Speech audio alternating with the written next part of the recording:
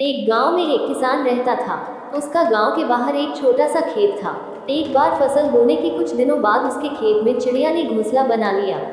कुछ समय बीता तो चिड़िया ने वहां 2 अंडे भी दे दिए। उन अंडों में से 2 छोटे छोटे बच्चे निकल आए।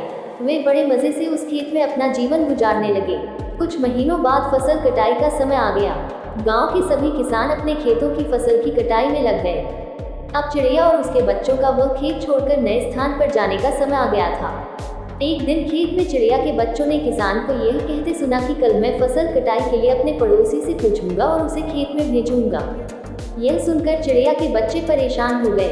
उस समय चिड़िया कहीं गई हुई थी। जब वह वापस लौटी तो बच्चों ने उसे किसान की बात बताते हुए कहा, माँ, आज हमारा यहाँ अंतिम दिन है। रात में हमें दूसरे स्थान के लिए यहाँ से निकलना होगा।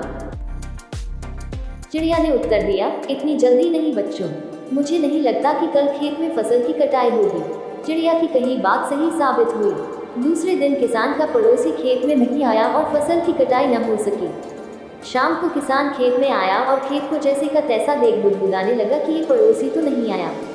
ऐसा करता हूँ, कल अपने किसी रिश्तेदार को भेज देता हूँ। चिड़िया के बच्चों ने फिर से किसान की बात सुन ली और परेशान हो गए।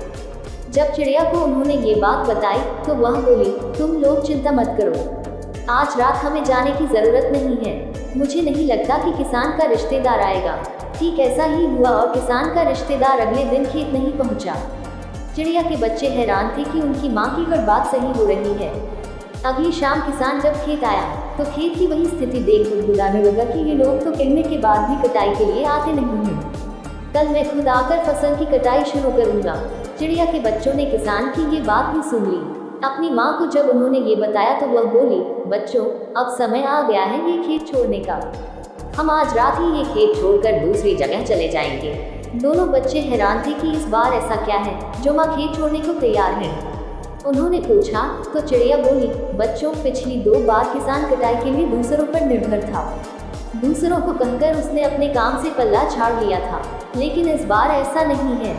इस बार उसने यह जिम्मेदारी अपने कंधों पर ले ली है, इसलिए वह अवश्य आएगा। उसी रात चिड़िया और उसके बच्चे उस खेत से उड़ गए और कहीं और चले गए।